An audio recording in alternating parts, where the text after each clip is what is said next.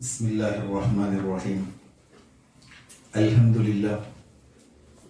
അല്ലാഹുമ്മ സ്വല്ലി അലാ സയ്യിദിനാ മുഹമ്മദ് വഅലാ ആലി സയ്യിദിനാ വമൗലാനാ മുഹമ്മദ്.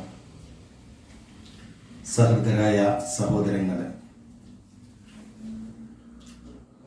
സുന്നി പ്രസ്ഥാന രംഗത്ത് അത്ഭുതങ്ങൾ സൃഷ്ടിച്ച ഒരു പ്രതിഭയായിരുന്നു ഖാലിദ് സാഹിബ്.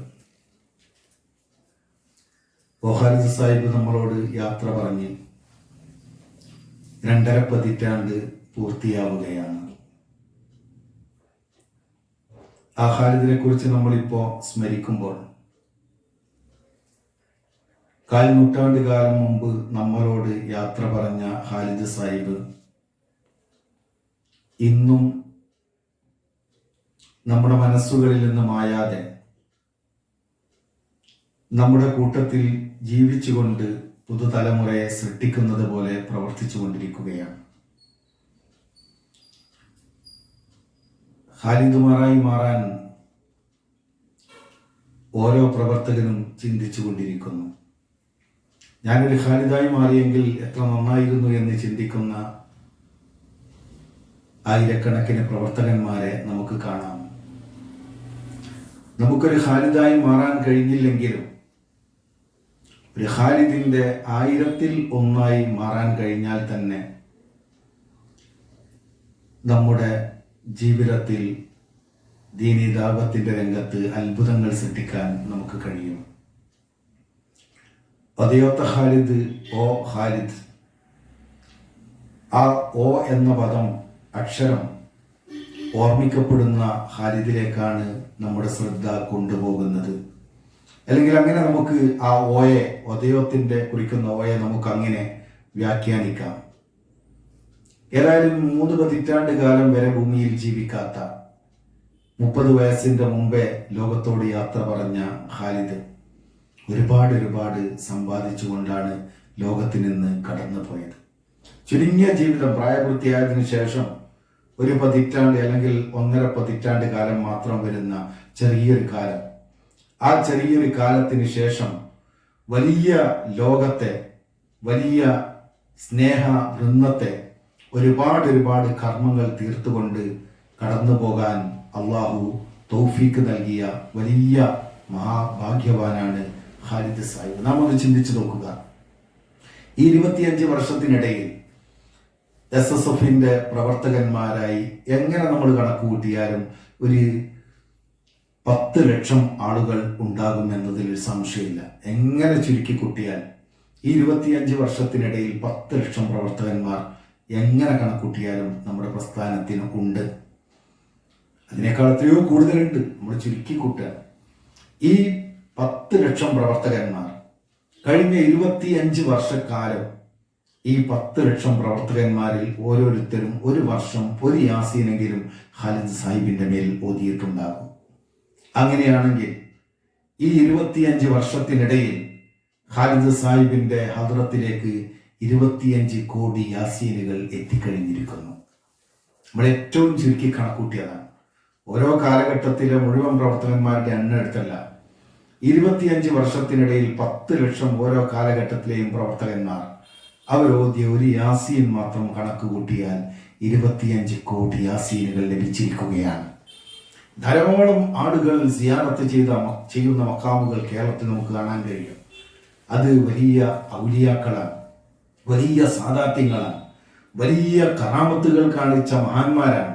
എന്നാൽ ഒരു പണ്ഡിതനായി അറിയപ്പെട്ടിട്ടില്ലാത്ത, ഒരു സയ്യിദ് അല്ലാത്ത, ഒരു വലിയ സൂഫി വര്യനല്ലാത്ത SSFന്റെ പ്രവർത്തനത്തിലൂടെ മാത്രം വളർന്നു വന്ന ഖാലിദ് സാഹിബിന്റെ ഖബർ സിയാറത്ത് ചെയ്യാൻ കേരളത്തിന്റെ ഒരറ്റം മുതൽ മറ്റേ അറ്റം വരെയുള്ള സംഘടനാ പ്രവർത്തകന്മാരും സ്നേഹജനങ്ങളും എപ്പോഴും ആ ഖാലിദ് സാഹിബിന്റെ മസാറിനെ, ആ ഖബറിടത്തെ അന്വേഷിച്ചുകൊണ്ട് കടന്നു വരുന്നത് നമുക്കെപ്പോഴും കാണാൻ കഴിയും.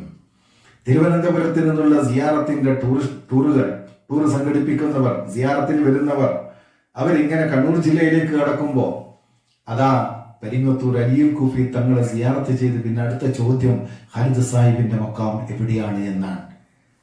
ആ വലിയ മഹാനായ അലീൽ കുഫി തങ്ങളെ സിയാറത്ത് ചെയ്യുന്ന അതേ സംഘം ഖാലിദ് സാഹിബിനെ അന്വേഷിക്കാൻ ആ ഖാലിദ് സാഹിബ് കിടക്കുന്ന സ്ഥലത്ത് വന്ന് സിയാറത്ത് ചെയ്യുകയാണ്.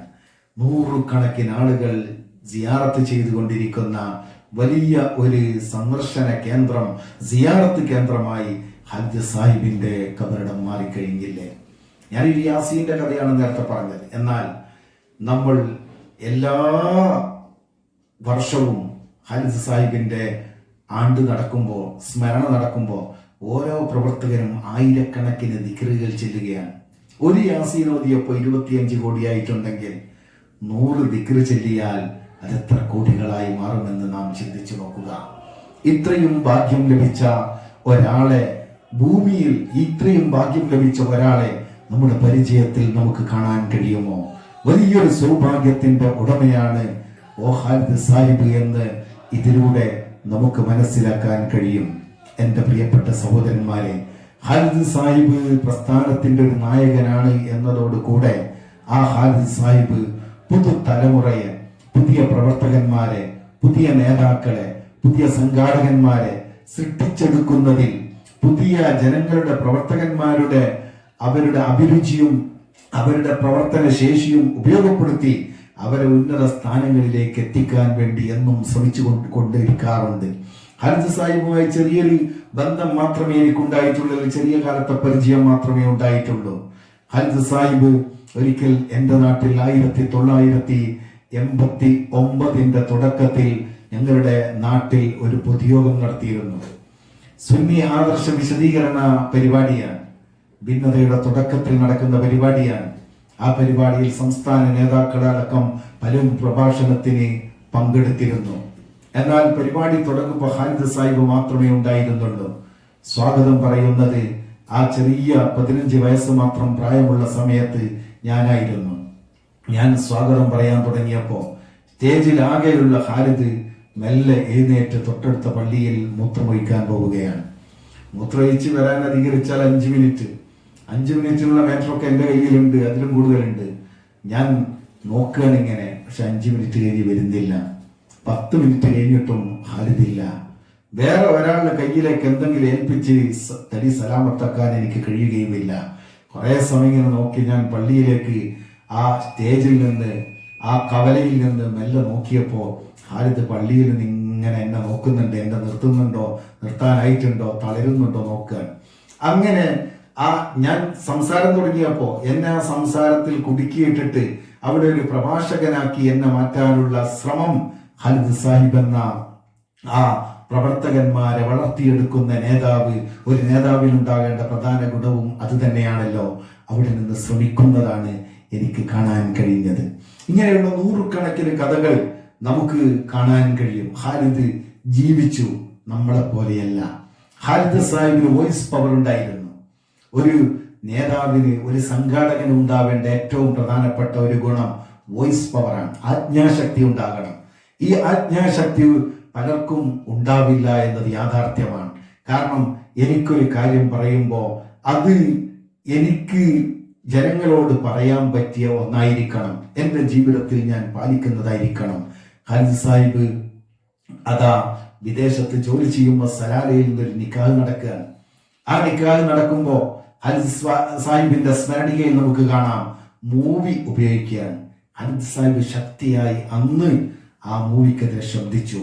ഖാലിദ് സാഹിബ് പറയാണ്, നമ്മൾ ഇവിടെ മൂവി വെച്ചാൽ പിന്നെ മറ്റുള്ളവർ വെക്കുമ്പോൾ നമുക്ക് എങ്ങനെയാണ് അത് പറ്റൂല എന്ന് പറയാൻ പറ്റുക? അതുകൊണ്ട് തന്നെ ഇവിടെ മൂവി പാടില്ല എന്ന് പറഞ്ഞ് ശക്തമായി എതിർത്തുകൊണ്ട് മൂവി അവിടെ നിന്ന് മാറ്റുകയാണ്. കാരണം ഞാൻ ഒന്ന് ചെയ്താൽ പിന്നെ അതിനെതിരെ ഞാൻ പറയുമ്പോൾ എനിക്കതിൽ ആ ധാർമ്മികമായി അത് പറയാനുള്ള അവകാശം നഷ്ടപ്പെട്ടു പോകും. അതുകൊണ്ട് തന്നെ ഖാലിദ് സാഹിബ് എന്തും മുൻകൂട്ടി കണ്ട് എൻ്റെ ഭാവിയിൽ ഞാനൊരു കാര്യം പറയുമ്പോൾ അത് ജനങ്ങൾ ഉൾക്കൊള്ളണമെങ്കിൽ എൻ്റെ ജീവിതത്തിൽ ഞാനത് പ്രവർത്തിച്ചതായിരിക്കണമെന്ന് ഖാലിദ് സാഹിബിന് നിർബന്ധമുണ്ടായിരുന്നു. അതുകൊണ്ട് തന്നെ ആജ്ഞാപകരുണ്ടായിരുന്നത്.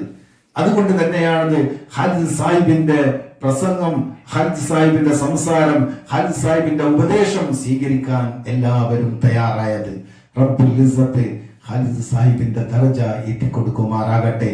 നമുക്കും ഒരു ഖാലിദായി മാറാൻ അല്ലെങ്കിൽ ഖാലിദിനെ പോലെ പ്രവർത്തന രംഗത്ത് ഒരുപാട് കാര്യങ്ങൾ കാഴ്ചവെക്കാൻ നാഥൻ നമുക്കെല്ലാവർക്കും തൗഫീക്ക് നൽകി അനുഗ്രഹിക്കുമാറാകട്ടെ. വാഹൃദാബന അനിൽ ഹംദുലില്ലാഹി റബ്ബിൽ ആലമീൻ. അസ്സലാമു അലൈക്കും.